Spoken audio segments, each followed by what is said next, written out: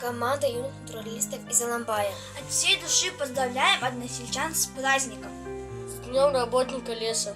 В нашем мире осталось не так уж много уголков дикой природы, и каждый из них настоящее сокровище, которому требуется мудрый, ответственный хранитель. Так пусть каждый из аланбайцев станет хранителем нашего леса, и пусть всякий зверь в лесу к вам будет дружелюбен.